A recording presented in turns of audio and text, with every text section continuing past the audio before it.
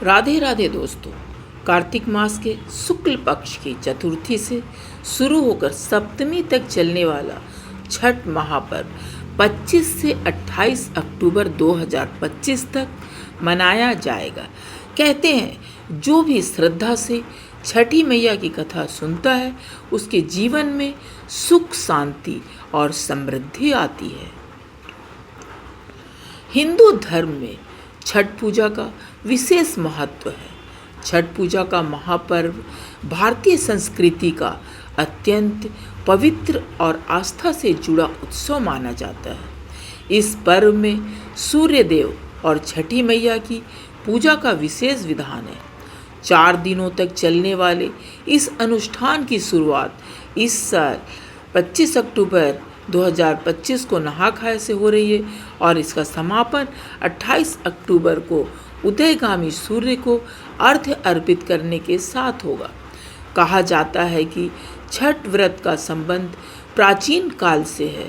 पौराणिक मान्यताओं के अनुसार त्रेता युग में भगवान श्री राम और माता सीता ने अयोध्या लौटने के बाद सूर्य देव की उपासना की थी। वहीं द्वापर युग में कर्ण और द्रौपदी ने भी सूर्य देव की आराधना की थी। इसके अलावा राजा प्रियव्रत द्वारा की गई पूजा से छठ महापर्व का आरंभ माना जाता है। ऐसे में आज हम जानेंगे संपूर्ण पौराणिक व्रत की कथा। छठ पूजा की शुरुआत नहा खाए से होती है, जिसमें व्रती स्नान कर पवित्र भोजन करते हैं और अगले दिन के व्रत की तैयारी करते हैं। दूसरे दिन यानी आज 26 अक्टूबर को खरना मनाया जाएगा।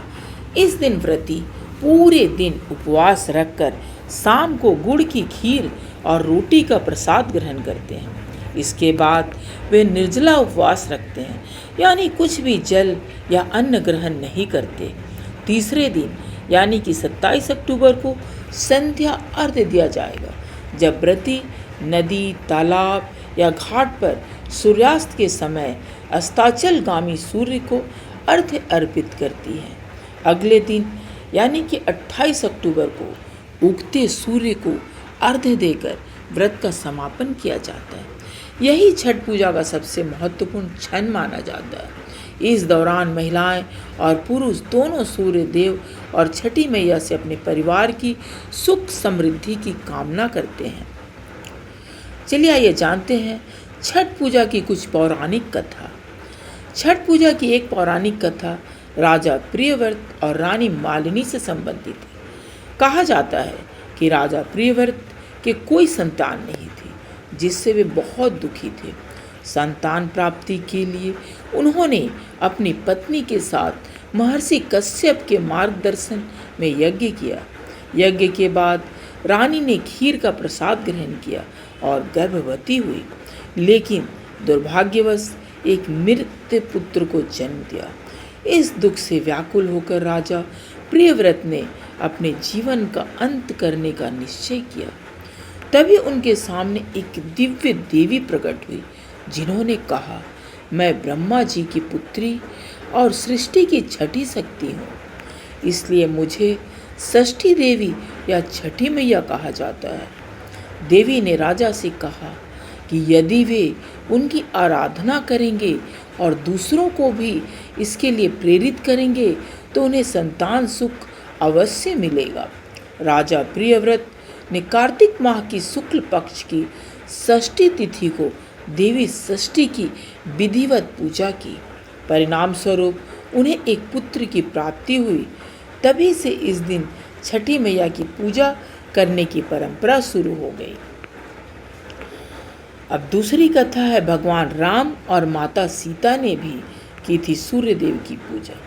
पौराणिक मान्यताओं के अनुसार त्रेता युग में भगवान श्री राम के अयोध्या लौटने के बाद छठ व्रत की शुरुआत हुई। लंकापति रावण का वध करने के बाद श्री राम को ब्राह्मण हत्या का पाप लगा था। इस पाप से मुक्ति पाने के लिए उन्होंने ऋषि मुनियों से उपाय पूछा। तब ऋषि मुग्दल ने उन्हें कार्तिक शुक्ल षष्ठी के दिन सूर्य देव की आराधना करने का निर्देश दिया। श्री राम और माता सीता ने 6 दिनों तक मुग्दल ऋषि के आश्रम में रहकर विधि विधान से सूर्यदेव की पूजा की। तभी से यह परंपरा लोक आस्था में छठ पर्व के रूप में मनाई जाने लगी। तीसरी है, द्रौपदी ने भी रखा था छठ का व्रत। द्वापर युग में भी छठ व्रत का विशेष महत्व रहा है। मान्यता है कि जब पांडव कठिन समय से गुजर रहे थे, तब द्रौपदी ने छठ व्रत रखकर सूर्यदेव से अपने परिवार के कल्याण की प्रार्थना की थी। उनकी भक्ति और श्रद्धा से प्रसन्न होकर सूर्यदेव ने पांडवों को शक्ति और समृद्धि का आशीर्वाद दिया। दूसरी ओर दानवीर कर्ण को सूर्य उपासना का प्रथम साधक माना जाता है।